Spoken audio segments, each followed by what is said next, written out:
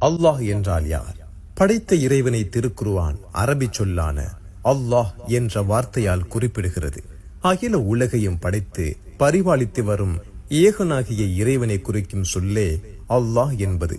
ஆங்கிலத்தில் காட், தமிழில் கடவுள், ஹிந்தியில் பகவான் என்றெல்லாம் குறிப்பிடப்படுவது போல் அரபு மொழியில் கடவுளை குறிக்கும் வார்த்தைதான் அல்லாஹ்.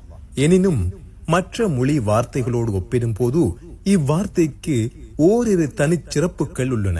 இவ்வார்த்தையின் உண்மை பொருள் வணங்குவதற்கு தகுதி வாய்ந்த ஒரே இறைவன் என்பது. இவ்வார்த்தைக்கு ஆண்பால் பெண்பாலும் கிடையாது, பன்மையும் கிடையாது.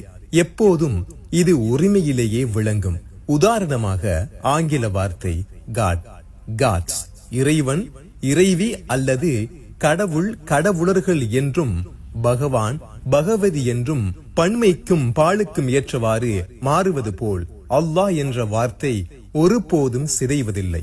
இப்படிப்பட்ட சிறப்புகளின் காரணத்தால் உலகெங்கும் முஸ்லிம்கள் இறைவனை அல்லாஹ் என்ற வார்த்தை கொண்டு அழைக்கின்றனர். மாறாக அல்லாஹ் என்றால் அரபு நாட்டு கடவுள் என்றோ முஸ்லிம்களின் குலதெய்வம் என்றோ நினைத்து விடாதீர்கள்.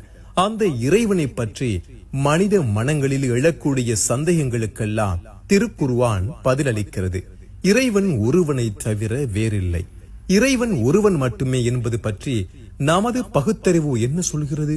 ஒரு பள்ளிக்கூடத்திற்கு 2 முதல்வர்கள் அல்லது ஒரு பேருந்துக்கு 2 அல்லது 2க்கு மேற்பட்ட ஓட்டுநர்கள் இருந்தால் அது எவ்வாறு பெரும் குழப்பம், கலகம் அல்லது விபத்தில் கொண்டு சேர்க்குமோ அதுபோல இவ்வுலகம் ஒன்றுக்கு மேற்பட்ட கடவுள்கள் இருந்தால் என்றோ அழிந்து போயிருக்கும் என்பதை நமது சாமானிய அறிவு கூட நமக்கு சொல்கிறது. திருக்குர்ஆனும் இவ்வாறு கூறுகிறது. வானம் பூமியாகிய இவற்றில் அல்லாஹுவையன்றி வேறு தெய்வங்கள் இருந்திருந்தால் நிச்சயமாக இவை இரண்டும் அழிந்தே போயிருக்கும். திருக்குர்ஆன் அத்தியாயம் 21 வசனங்கள் 22. இறைவன் ஒருவனே என்பது பற்றியும் அவனது தன்மைகள் பற்றியும் திருக்குர்ஆன் பேசுகிறது. நபியே, நீர் கூறுவீராக, அல்லாஹ் அவன் ஒருவனே, அவன் தேவைகள் ஏதும் இல்லாதவன், அவன் எவரையும் பெற்றெடுக்கவில்லை, அவனையும் யாரும் பெற்றெடுக்கவில்லை, அன்றியும் அவனை போல் எவரும் எதுவும் இல்லை. திருக்குர்ஆன் அத்தியாயம் 112 வசனங்கள் 1 தொடக்கம் 4 வரை. அவனே அல்லாஹ், வணக்கத்திற்குரியவன், அவனை தவிர வேறு நாயன் இல்லை. மறைவானதையும் பகிரங்கமானதையும் அறிபவன், அவனே அளவற்ற அருளாளன், நிகரற்ற அன்புடையோன். அவனே அல்லாஹ், வணக்கத்திற்குரிய நாயன், அவனை தவிர வேறு யாரும் இல்லை. அவனே பேரரசன், மிக பரிசுத்தமானவன், சாந்தி அளிப்பவன், தஞ்சம் அளிப்பவன், பாதுகாப்பவன், யாவரையும் மிகைப்பவன், அடக்கி ஆள்பவன், பெருமை குறித்தானவன். அவர்கள் இணை வைப்பவற்றையெல்லாம் விட்டு அல்லாஹ் மிக தூய்மையானவன். திருக்குர்ஆன் அத்தியாயம் 59 வசனங்கள் 23.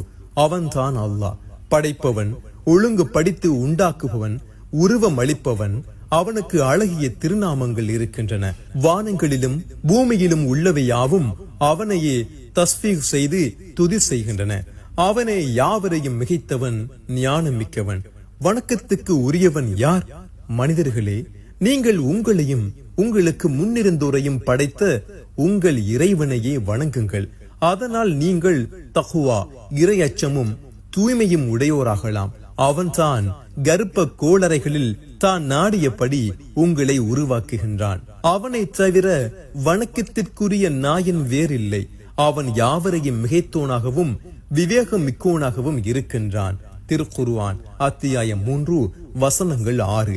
இவ்வாறு அனைத்து மனித குலத்துக்கும் பொதுவானவனும் சர்வ வல்லமை கொண்டவனுமாகிய ஏக இறைவனை மட்டுமே வணங்க வேண்டும் என்று திருக்குர்ஆன் வலியுறுத்துகிறது.